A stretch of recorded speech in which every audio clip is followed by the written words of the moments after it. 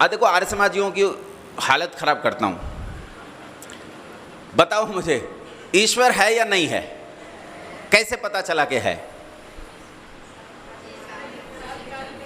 हैं? सारी कारीगरी ईश्वर की है। कहते हैं सारी दुनिया उसी ने बना रखी है। कौन सी लैब में बैठकर बनाता है सूरज को? अरे ये तो विज्ञान से बनता है भाई, विज्ञान से बनता है, साइंस है।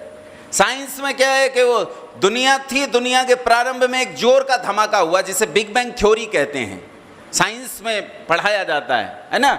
मुझे ऐसे मतलब समझो मत, तुम ये आचार्य जी कह रहे हैं मुझे कि आचार्य जी आए हैं गुरुकुल से आए हैं, तो तुम सोचते हो अपन पत्ते बांध के उधर रहते हैं, झिंगे लाला करते हैं। अच्छा, मैं केमिस्ट्री पढ़ा हूँ, केमिस्ट्री स्कॉलर हूँ, तो तुम्हारा साइंस मैंने बहुत अच्छे से पढ़ा है। मैथमेटिक्स, साइंस, फिजिक्स, केमिस्ट्री इन्हें बहुत अच्छे से पढ़ा हूँ, तो ऐसे बहका नहीं सकते मुझे कि ये कारीगरी खुदा की है। खुदा की ये कारीगरी है तो खुदा दुनिया में कहाँ बैठकर इन चीज़ों को बनाता है? अरे ये तो साइंस है, बिग बैंग थ्योरी है। एक जोर का धमाका हुआ, एक प्रारंभिक मैटर था, वो फूटा, उससे सूरज बन गया, चांद बन गए, सितारे बन गए, पृथ्वी बन गई, ये सब बन गया। इसमें ईश्वर का क्या लेना देना? और ईश्वर क्यों बनाएगा इन्हें? और ईश्वर को यही काम रह गया है।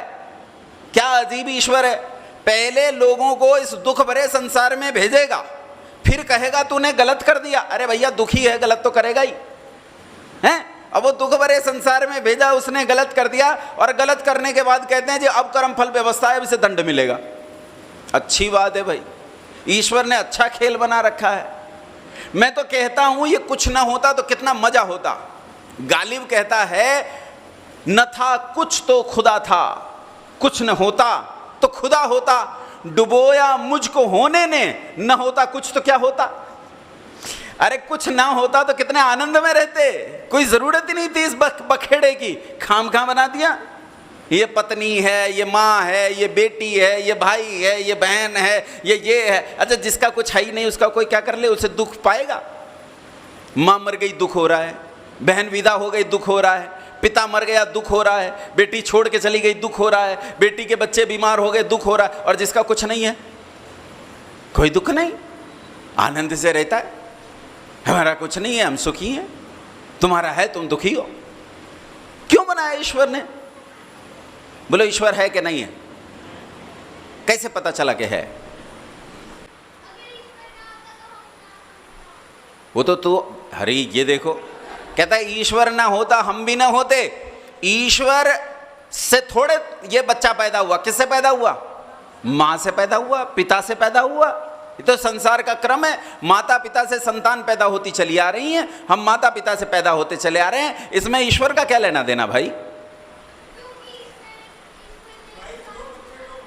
नहीं बोलने दो, आवाज आ रही है, मैं कह दूंगा उसकी बात। बोलो बेटा। मां ने क्या किया फिर?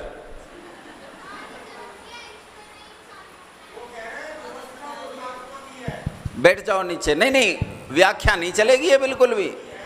आप अपने आप सवाल का जवाब दो, ये काम नहीं चलेगा। वो ऐसा हुआ कि एक रानी थी, कोई राजकुमारी थी विद्योत्तमा, तो उसने शास्त्रार्थ की चुनौती प्रस्तुत कर दी, विद्वानों को शास्त्रार्थ में हरा दिया। उन्होंने बड़ी बेइज्जती महसूस हुई, बोले इसका विद्योत्तमा का इलाज करेंगे।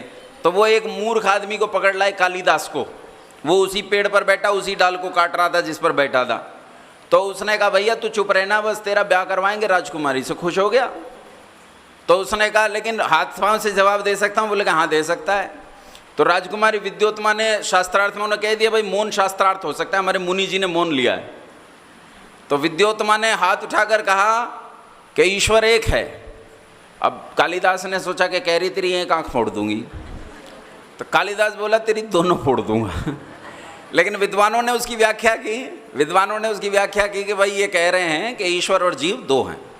तो मैं कह रहा हूँ कि बच्चा जो कह रहा है बहुत बढ़िया बुद्धि का प्रयोग कर रहा है। ऐसे आप सब लोग भी बुद्धि का प्रयोग करो। तो जैसे मैं बाबूजी से कह रहा था कि आप अपना पृथक उत्तर दीजिए, नाराज नहीं हो इस बात से, नाराज नहीं। आप रत्ती भर में नाराज हो जाते हैं, ये बुरी बात है। धैर्य रखिए। किसी चीज़ को समझने के लिए सबसे ज़रूरी चीज़ होती है धैर्य।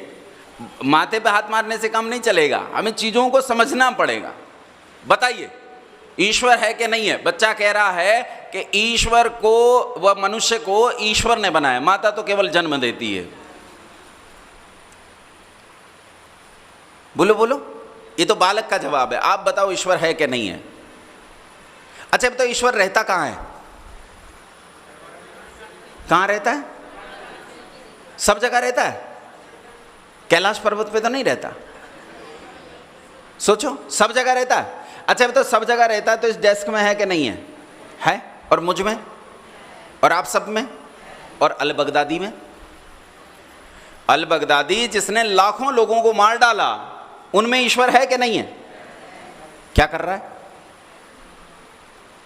ओसामा बिन लादेन, खतरनाक आतंकवादी, अगर सब जगह ईश्वर है तो ये क्या कर रहा है? तो इसका मतलब वो ईश्वर से ज्यादा ताकतवर है। ये कह रहे हैं उसकी बुद्धि ऐसी है। ईश्वर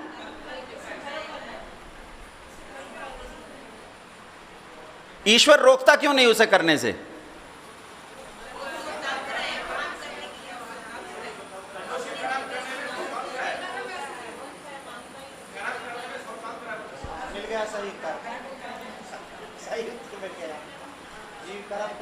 ईश्वर कहाँ रहता है और कैसे रहता है?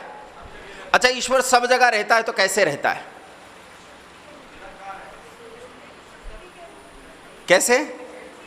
शक्ति के रूप में रहता है। ईश्वर शक्ति है, ऊर्जा है। ईश्वर ऊर्जा है या नहीं?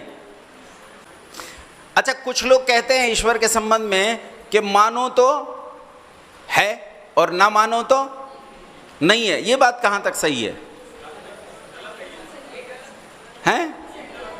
ये गलत है ना? ये तो सही नहीं है, या है?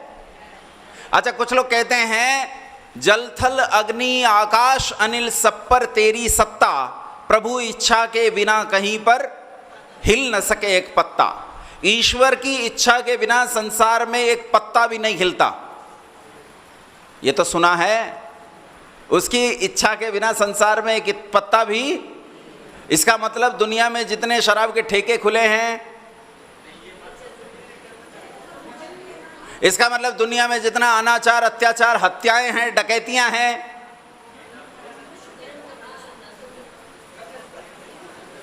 अभी विचार करते जाओ ना। मैं मंडन कर रहा हूं ना मैं खंडन कर रहा हूं।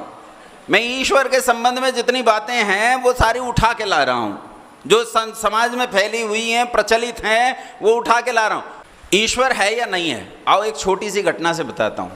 एक छोटी घटना से आपको बताने का प्रयास करता हूं ईश्वर है या नहीं है। ये सत्य घटना है जो बता रहा हूं।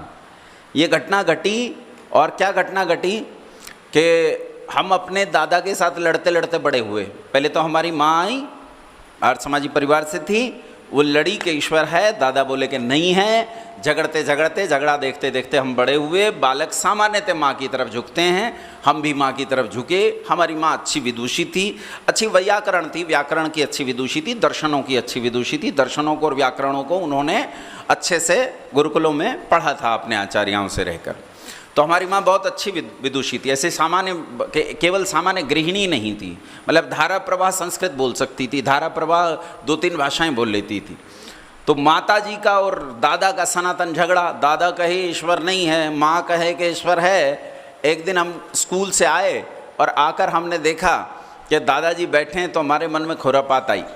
हमने कहीं से किताब में से एक तर्क पढ़ लिया और हमने आज दादाजी से कहा, दादाजी आज शहर में अफजल कबाड़ी की दुकान में रात 1:30 बजे एक जोर का धमाका हुआ और वहाँ 3 किलोमीटर लंबा पानी का जहाज बन के खड़ा हो गया। दादाजी बोले तू पागल है, कहीं ऐसे जहाज बना करता है? मैंने कहा दादा बन गया, सारे शहर में शोर मचा हुआ है, अफजल कबाड़ी की दुकान में रात 1:30 बजे धमाका हुआ, 3 किलोमीटर लंबा पानी का जहाज बन गया। बोले रे बेटा कौन कहता है ऐसे जहाज बनते हैं? ऐसे थोड़े जहाज बनते हैं। किसने बनाया जहाज? मैंने कहा बनाया किसी ने भी नहीं, धमाका हुआ जहाज बन गया। कैसे बन गया? मैंने कहा क्यों नहीं बन सकता? वहाँ बनाने की सारी सामग्री मौजूद थी। वहाँ लोहे की मोटी मोटी चादरें मौजूद थी, गर्डर थे, चैनर थे, सरिये थे, सब कुछ मौजूद था। नट थे, बोल्ट थे, इंजन थे, मोटर थे, सब मौजूद था। रात में जोर का धमाका हुआ और 3 किलोमीटर लंबा पानी का जहाज बन के तैयार। दादा बोले बेचारे ने भांग वांग तो नहीं लगा लिए। दादा ने मेरी माँ को आवाज़ लगा के कहा कि देख रही तेरा लड़का पागल हो गया है, तो मेरी बात समझ गई बात को। मेरी माँ बोली, दादा मैंने भी सुना है कि 3 किलोमीटर लंबा पानी का जहाज अफजल कबाड़ी की दुकान में बना है। दादा बोले, अच्छा पूरा खानदान पागल है? माँ बेटे सब पागल हो? अरे मूर्खों, संसार में कोई भी व्यवस्थित वस्तु बिना किसी व्यवस्थापक के जन्म नहीं लेती है। जब तक व्यवस्थापक न हो तब तक कोई भी व्यवस्था अस्तित्व में नहीं आती। बनाने वाला नहीं होता तो वस्तु बन नहीं सकती है, बनाने वाला चाहिए। अरे वहां चैनर तो था, गर्डर तो था, इंजन तो था, नटबोल्ट तो थे, लेकिन ये सब तो जड़ हैं, ये बन नहीं सकते खुद से खुद। इन्हें बनाने वाला कोई चेतन जरूर होना चाहिए। बिना किसी चेतन के जहाज कैसे बन सकता है? मेरी माँ बोली, वैसे ही बन सकता है जैसे तुम दुनिया बनाते हो। जैसे नास्तिक लोग दुनिया बनाते हैं कि बिना किसी चेतन के ये इतनी व्यवस्थित दुनिया बन गई है, ऐसे ही वो पानी का जहाज क्यों नहीं बन सकता? दादा समझ गए। दादा बोले, अच्छा षड्यंत्र कर रहे थे, अच्छा तो इसका मतलब ये खेल चल रहा था मेरे साथ। मेरी माँ बोली कि एक बात बताओ दादा, संसार व्यवस्थित क्या अव्यवस्थित? बोले, मुझे तो अव्यवस्थित लगता है। बोले, कैसे? कहीं वन है, कहीं पहाड़ है, कहीं जंगल है, कहीं नदी है, कहीं पर्वत है, कहीं कुछ है, कहीं कुछ है। उल्टी सीधी हवाएं चलती हैं, किसी का छप्पर उड़ गया, किसी का मकान गिर गया, और कभी सुनामी आ गई, कभी भूकंप आ गया। ये व्यवस्था थोड़े दिखती है। तो उन्होंने कहा, ये बताओ संसार में हम भी हैं कि नहीं दादा? बोले, हैं। बोलो, हम भी संसार में हैं कि नहीं है ना? ये शरीर, ये शरीर संसार का ही तो हिस्सा है। अच्छा बताओ, हमारा शरीर व्यवस्थित है कि अव्यवस्थित? बोलो, व्यवस्थित है। अच्छा, ये जो शरीर व्यवस्थित है, क्या इस व्यवस्था में हम संशोधन चाहते हैं? क्या इस व्यवस्था में हम परिवर्तन चाहते हैं? इसमें कुछ चीजें और बढ़िया की जा सकती हैं, इससे बढ़िया भी चीजें की जा सकती हैं। सोचो, क्या हम उसमें परिवर्तन चाहते हैं? सोचो, एक पूंछ होती तो कितना अच्छा होता। दोनों हाथों से खाना खाते रहते, पूंछ से मक्खियां उड़ाते रहते हैं। कभी कभी तो ऐसा होता कि 2 आदमियों से इधर हाथ मिला रहे हैं, एक से पूंछ मिला ली। तो लाभ की चीज थी, काम की चीज थी, कितनी अच्छी चीज थी। लेकिन आप में से कितने लोग हैं जो इस व्यवस्था में परिवर्तन चाहते हैं? कितने हैं जो पूंछ चाहते हैं? एक भी नहीं, एक भी नहीं। ये नाक देखो कितनी गलत जगह है, ये नाक ठीक जगह नहीं है। नाक बहती रहती है, बहती रहती है। जुकाम हो जाए तो आदमी बेचारा परेशान हो जाता है। मैं अभी पीछे आके बैठा तो फिर याद आया मैं कपड़ा भूल गया हूँ, मैं इस कपड़े के बिना नहीं रह पाता। वो पसीना बहुत आता है तो मैं पूछता रहता हूँ। ये नाक जुकाम हो जाए तो बहती रहती है, कितनी परेशानी की बात है। अगर ये नाक यहाँ ना होके बगल में होती तो कितना अच्छा होता, कोई गंदगी किसी को दिखती नहीं, और पहुँचने में भी आसानी रहती है। कपड़ा दबा लेते अपना, पहुँचती रहती है, कोई ज़रूरत नहीं थी। और सामने भी मैदान साफ होता, मुंह धोने में आसानी होती। लेकिन तुम में से कितने लोग हैं जो ये व्यवस्था चाहते हैं कि मेरी नाक बगल में चली जाए, मुझे जादू आता है, मैं छम करूंगा वो चली जाएगी? बोलो, किसी को चाहिए? किसी को भी नहीं चाहिए। इसका मतलब सब जानते हैं कि नाक भले ही यहां हो, भले ये टूटने वाली जगह हो, कोई मुक्का मारकर तोड़ सकता है, वहां सुरक्षित रहती, लेकिन तब भी आप नाक को यही चाहते हो। इसे बदलना नहीं चाहते हैं। इसका सीधा मतलब है कि इससे बढ़िया सुंदर व्यवस्थित शरीर दूसरा संभव नहीं। यह कमाल की व्यवस्था है। कैसी व्यवस्था है जानते हो? व्यवस्था कैसी है? चाय छानते हो, चाय बनाते हो ना, सब बनाते हो है ना। कुछ गुरुकुल वाली बनाते हो, कुछ बिना गुरुकुल वाली बनाते हो। चाय पीते हैं ना लोग। एक जगह मैं गया तो बोले, जी चाय पियोगे? मैंने कहा, जी चाय नहीं पीते। तो बोले, गुरुकुल वाली है। तो मैंने, गुरुकुल का अगर सांप हो तो कटवा लें क्या? सांप अगर गुरुकुल का हो तो कटवा लें क्या भाई? जो खराब है सो खराब है। अच्छा, चाय बनाते हो कि नहीं बनाते? बनाते हो ना। चाय को जब छानते हो तो कैसे छनती है? एक छलनी होती है, छलनी में से लिक्विड नीचे निकल जाता है और ऊपर क्या रह जाता है? सॉलिड। पत्ती जो है, सॉलिड जो है वो ऊपर रह जाता है, लिक्विड नीचे। सॉलिड में से, लिक्विड में से सॉलिड को छान लेते हो। लेकिन तुम्हारे पास कोई ऐसी छलनी है जो इसी चाय में से दूध को पानी से अलग कर दे? बोला, है कोई ऐसी छलनी तुम्हारे पास जो दूध में से पानी को अलग कर दे? लेकिन इस शरीर में है, इस शरीर में है। तुम्हारे यहां जो किडनी होती है, उस किडनी में लाखों नेफ्रॉन्स होते हैं, छोटी छोटी छलनियां होती हैं। और उन छलनियों में तुम्हारा खून जब जाता है, खून कैसा होता है? बोलो, सॉलिड के लिक्विड? सॉलिड के लिक्विड? और उसमें से मूत्र को अलग किया जाता है। मूत्र को अलग किया जाता है। मूत्र कैसा होता है? लिक्विड। लिक्विड में से लिक्विड को छाना जा रहा है, तुम्हें तो पता भी नहीं चल रहा।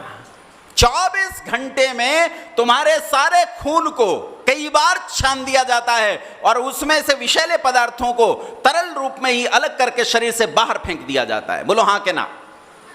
अच्छा चलो, लिक्विड में से लिक्विड को छान लिया। इससे भी बड़ी व्यवस्था देखो शरीर के भीतर, कि वायु में से वायु का छानना संभव है क्या? हवा में से हवा को छान के कोई अलग कर सकता है क्या? लेकिन जब तुम सांस लेते हो तो उस सांस में कौन सी गैस लेते हो? बोलो। सब लेते हो।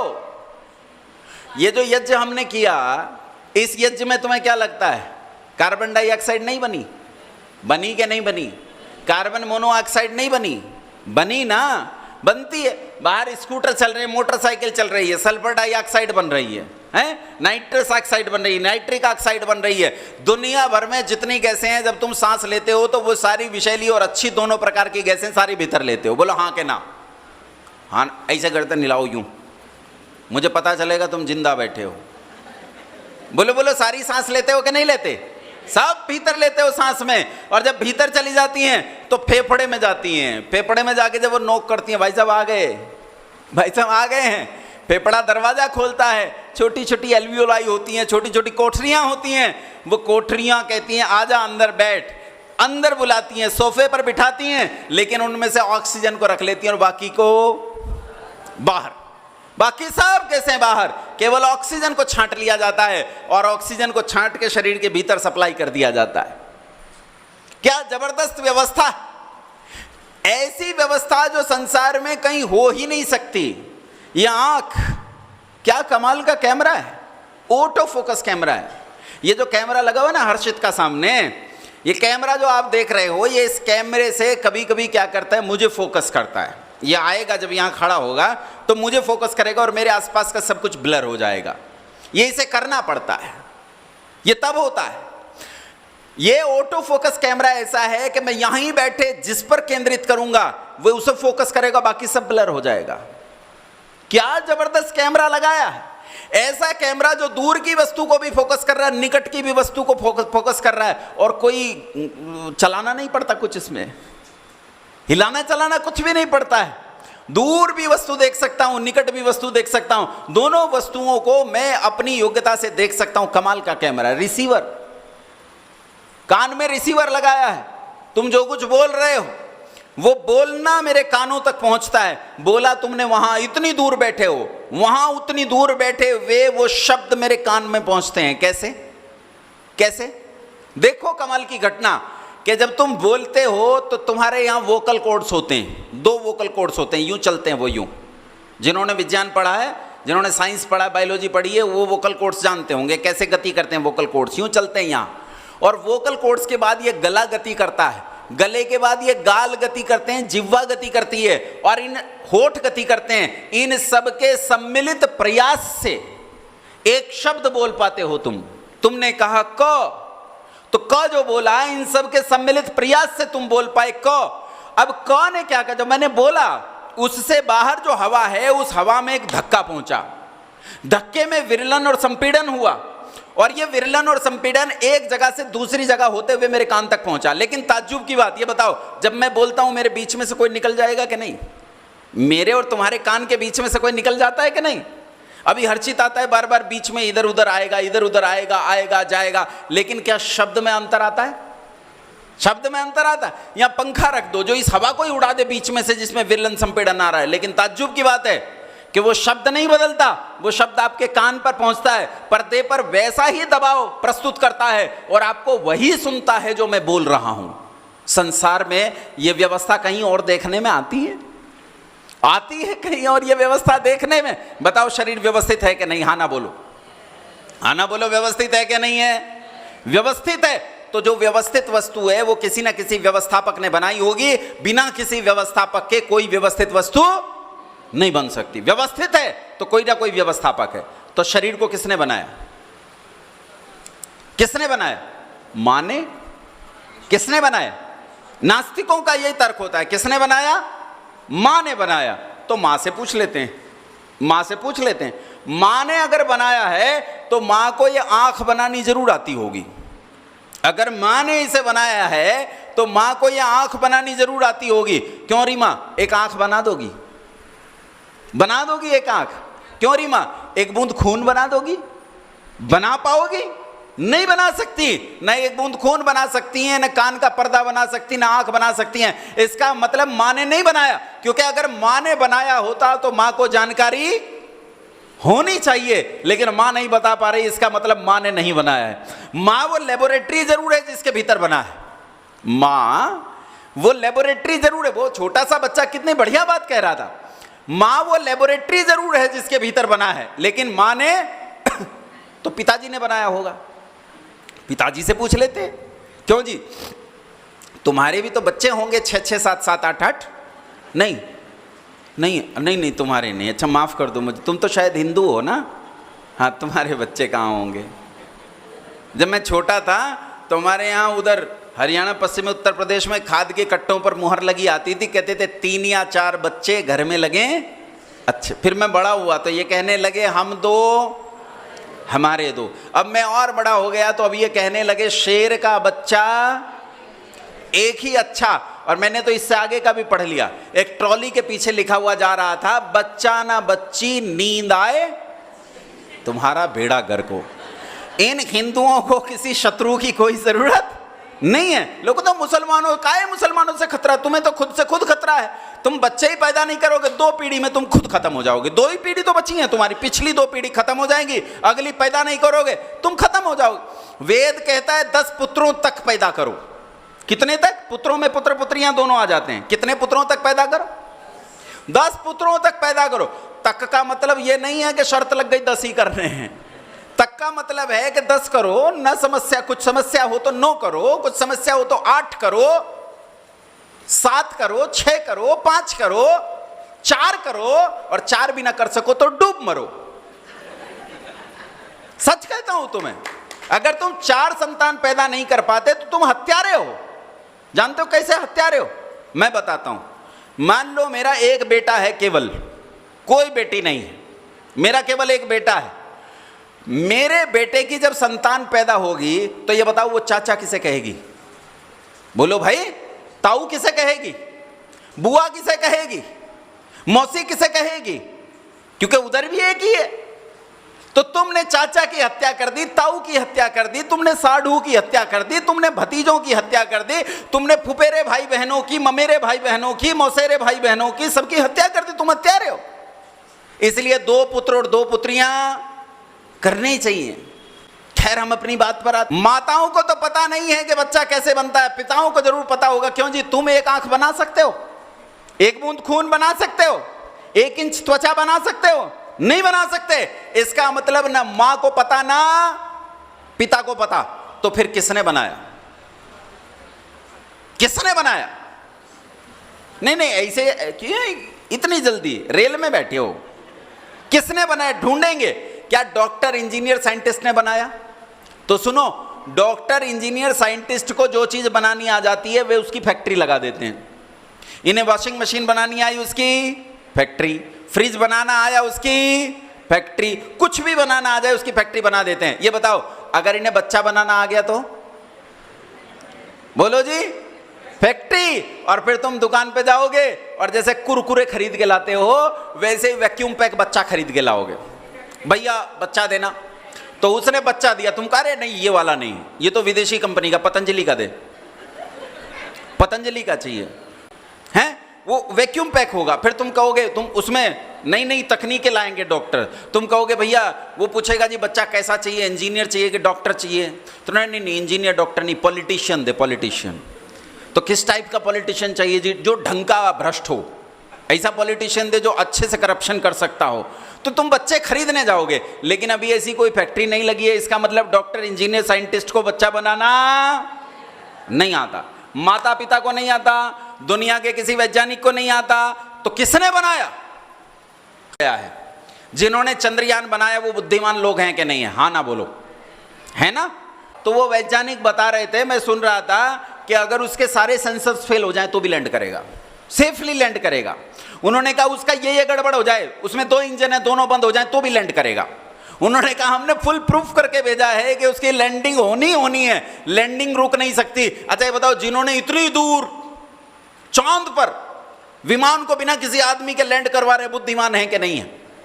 बोलो भाई, है ना बुद्धिमान?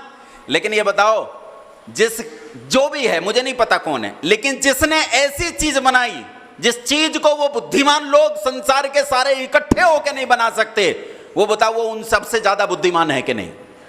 हाँ ना बोलो। और जो संसार में सबसे ज्यादा बुद्धिमान है, मुझे नहीं पता वो कौन है, लेकिन एक बात तो सिद्ध हो गई, वो सर्वज्ञ है। कैसा है? सर्वज्ञ कहते हैं सबसे ज्यादा बुद्धिमान। सर्वज्ञ किसे कहते हैं? सबसे ज्यादा सर्वज्ञ। जिसे तुम सर्वज्ञ कहते हो, इसका कोई मुकदमा नहीं, तुम सर्वज्ञ कह लो, सही शब्द तो सर्वज्ञ है, लेकिन तुम यज्ञ को यज्ञ कह लो, मुझे कोई आपत्ति नहीं है, इस पर मैं कोई मुकदमा नहीं करता हूं। सर्वज्ञ सबसे ज्यादा बुद्धिमान है। बोलो ये सिद्ध हुआ कि नहीं? हाँ के ना? सिद्ध हुआ कि नहीं? सिद्ध हुआ कि संसार में सबसे ज्यादा बुद्धिमान है, इसलिए उसे क्या कहते हैं? सर्वज्ञ कहते हैं। अब एक बात मैं बताता हूं, दूसरी आप बता देना। एक बात यह है कि जिस वस्तु में जीवन नहीं होता उसे जड़ कहते हैं, जिसमें जीवन नहीं होता उसे, और जिसमें जीवन होता है उसे चेतन कहते हैं। अच्छा ये बताओ, ये नोटबुक जड़ है कि चेतन? बोलो, पीछे माताएं, ये पीछे बैक बेंचर्स, जड़ के चेतन? जड़ है। और ये माइक जड़ है कि चेतन? ये पंखा जड़ है। मैं कैसा हूं? जड़ के चेतन? अगर मैं मर जाऊं तो मेरा जो शव पड़ा होगा वो कैसा होगा? वो कैसा होगा? अब आखिरी बात तुम बता दो, ये तो मैंने बता दी 2 बात, अब तुम बता दो एक बात, बुद्धि किसके सहारे रहती है? जड़ के सहारे के चेतन के सहारे? किसके सहारे? जो दुनिया में सबसे ज्यादा बुद्धिमान है, बोलो जड़ होना चाहिए कि चेतन? कैसा होना चाहिए? चेतन होना चाहिए। तो 2 बातें सिद्ध हो गई। मुझे नहीं पता है कि नहीं है, मैं नहीं जानता कौन है कैसा है, लेकिन 2 बातें सिद्ध हो गई। संसार में सबसे ज्यादा बुद्धिमान है, इसलिए हमने उसे सर्वज्ञ कहा, और जो सर्वज्ञ है, सबसे ज्यादा बुद्धि वाला है, बुद्धि बिना चेतना के नहीं रह सकती, इसलिए वो कैसा होगा? बोलो चेतन होगा। कैसा होगा? 2 बातें सिद्ध हुई। पहला सर्वज्ञ है, अरे आधा आधा तो बोलो, सर्वज्ञ मैं बोलता हूं, है तुम बोलो। सर्वज्ञ, चेतन, नहीं मैं खाम खा नहीं बुलवा रहा हूं, इसमें विज्ञान छिपा है। बोलो सर्वज्ञ, चेतन, जिसे 2-2 बार सिद्ध कर चुके हो कि है, अब कह सकते हो कि नहीं है। जिसे 2-2 बार सिद्ध किया जा चुका है कि वो है, जब तुमने सर्वज्ञता सिद्ध की तो सिद्ध किया कि है, चैतन्य सिद्ध किया तो सिद्ध किया कि है, तो बोलो है कि नहीं है? अब अगली बात सुनो, कोई माने या न माने, जो वस्तु है सो है, किसी के मानने ना मानने से उसकी सत्ता पर कोई प्रभाव नहीं पड़ता। मान लो मैं यहां बैठा हूं, तुम में से 4 आदमी कहने लगो मैं इसे नहीं मानता, तो मैं गायब हो जाऊंगा क्या? मैं गायब नहीं होता। ये माइक है, कुछ लोग मानना बंद कर दें तो माइक तो रहेगा, तुम मानो या न मानो तो सत्ता सिद्ध हो गई है। और जिसकी सत्ता सिद्ध हो जाती है उसे कहते हैं सत। क्या कहते हैं उसे? सत। उंगलियों पर गिनो, पहला क्या सिद्ध हुआ था? सर्वज्ञ, दूसरा चेतन, तीसरा सत। ताकत देख लेते हैं, इसमें कुछ ताकत वाकत है कि नहीं है। ये देख रहे हो एक बोतल?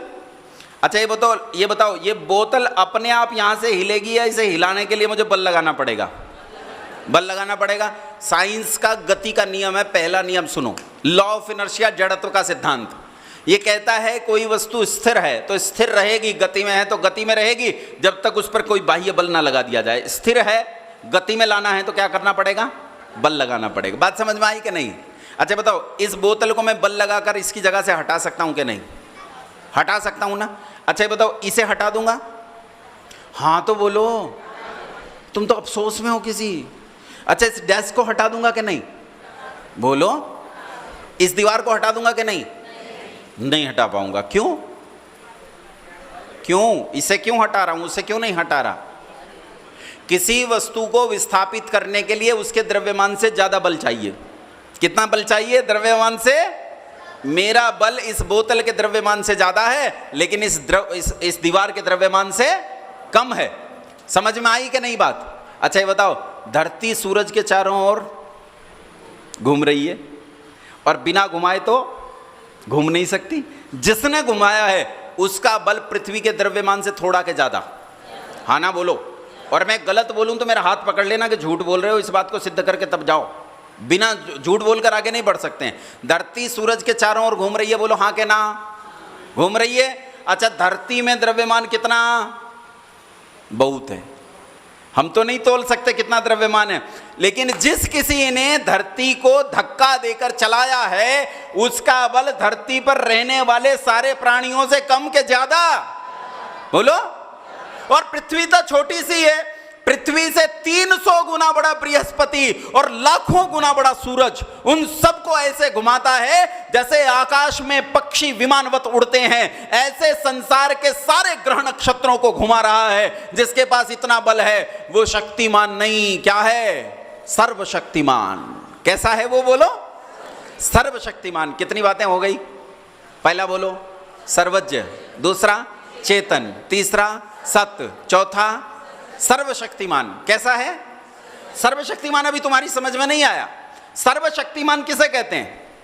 मुझे मुल्ला जी मिले, मैंने मुल्ला जी से बोला मुल्ला जी अल्लाह कैसा है? बोले कादिर मुतल्लक है, मतलब सर्वशक्तिमान है। मैंने कहा ये बताओ अल्लाह क्या कर सकता है? बोले जो चाहे सो कर सकता है। मैंने कहा फिर भी बताओ क्या क्या कर? बोले अरे जो कह दिया जो चाहे सो कर सकता है, जो अल्लाह चाहे वो कर सकता है। तो मैंने कहा बताओ अपने जैसे 5-7 अल्लाह और बना सकता है? तो बोले नहीं ये तो नहीं कर सकता। तो फिर जो चाहे सो कर सकता है वो बात गलत हो गई। तो फिर बोले तो तुम भी तो कहते हो सर्वशक्तिमान। हमने कहा हाँ हम भी कहते हैं सर्वशक्तिमान, लेकिन हमारे सर्वशक्तिमान का अर्थ कुछ और है। सर्वशक्तिमान का अर्थ होता है जिसे अपने काम करने में किसी की सहायता की जरूरत नहीं पड़ती है, उसे क्या कहते हैं? अभी भी तुम समझे नहीं, मैं बताता हूं। एक आदमी बीमार है, चारपाई पर पड़ा है, हॉस्पिटल में भर्ती है आईसीयू में, और आईसीयू में वेंटिलेटर पर है, डायलिसिस पर है, कई मशीनों से उसके शरीर को चलाया जा रहा है, अपने आप शरीर काम नहीं कर रहा। इसकी सेवा की गई, इसे दवाइयां दी गई तो वेंटिलेटर हट गया। ध्यान देना, ध्यान देना। शक्ति बढ़ी, साधन की जरूरत घटी। शक्ति और बढ़ी, डायलिसिस हट गई। शक्ति बढ़ी, साधन की जरूरत घटी। शक्ति और बढ़ी, अब इसे बेड की जरूरत नहीं, व्हील चेयर पर आ गया। शक्ति बढ़ी, साधन की जरूरत घटी। शक्ति और बढ़ी, व्हील चेयर की भी जरूरत नहीं है, बैसाखियों से चल लेता है। शक्ति और बढ़ी, अब बैसाखियों की भी जरूरत नहीं है।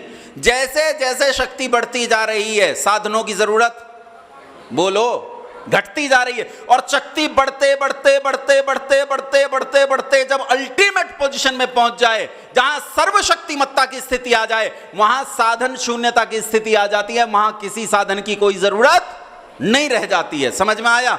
ये शरीर क्या है? साधन। शरीर क्या है?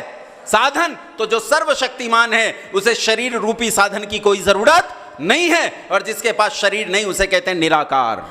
क्या कहते हैं उसे? बोलो निराकार कहते हैं। उसका अपना कोई आकार नहीं है, उसे किसी साधन की कोई जरूरत नहीं। और सुनो, किसी दलाल की जरूरत नहीं, किसी एजेंट की जरूरत नहीं, किसी बीच के पैगंबर की जरूरत नहीं। वो अपनी ही सामर्थ्य से सारे काम संपन्न करने में पूरी तरह समर्थ है, उसे कहते हैं निराकार। ये कहां रहता है? रहता कहां है? किस जगह रहता है? इसके रहने के बारे में देख लेते हैं, रहता कहां है। रहने के बारे में दुनिया में 3 मत हैं जो इसके रहने का ठिकाना बताते हैं, और जो एक जगह रहता है वो दुनिया को कैसे संभालता है उसकी पूरी व्यवस्था बताते हैं। कौन है?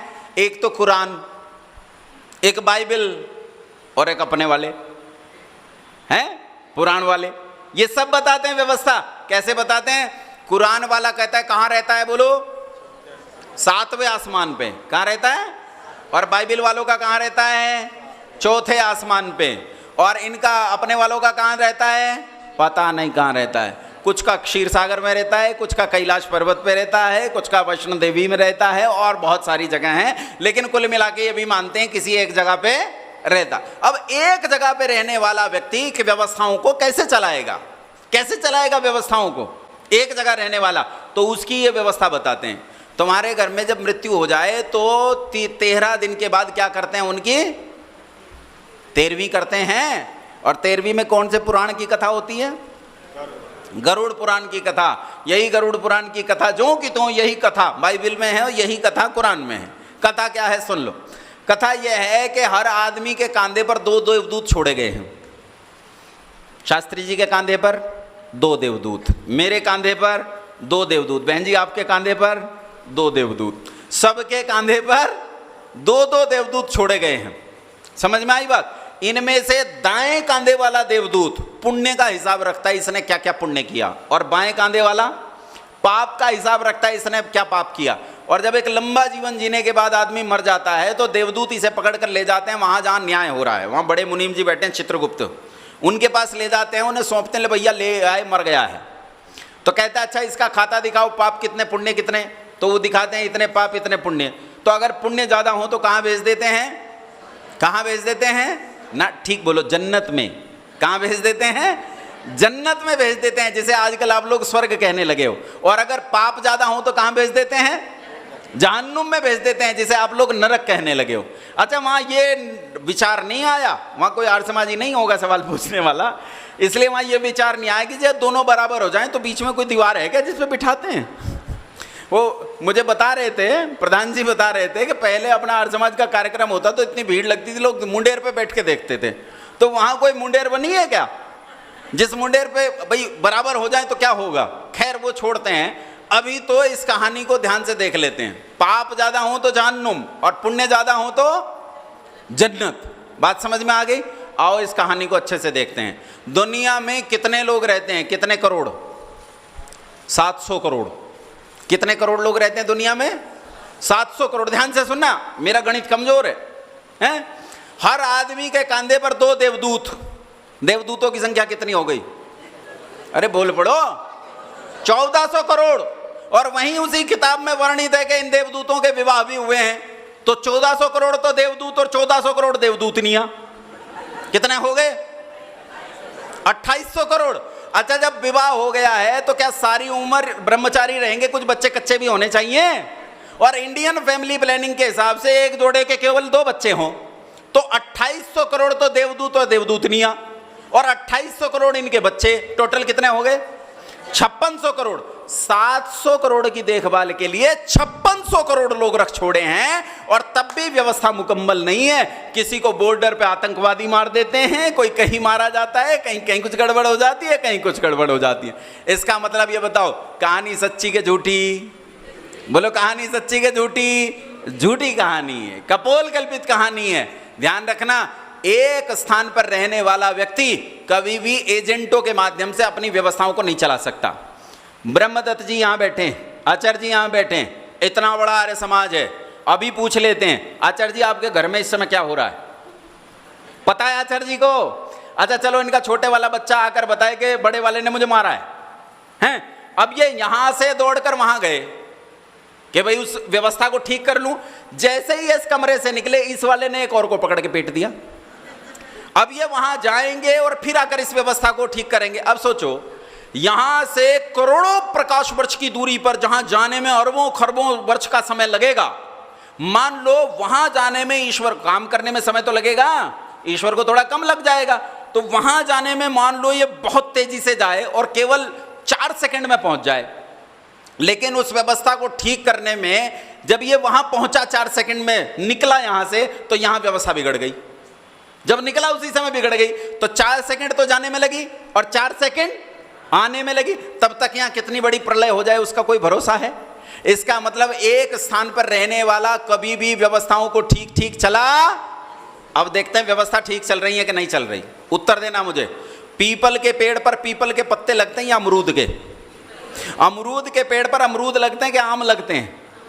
आम के पेड़ पर आम लगते हैं, या ऐसा भी होता है कि इस साल आम नहीं आए, हर पेड़ पर 3-3, 4-4 बच्चे लटके हैं?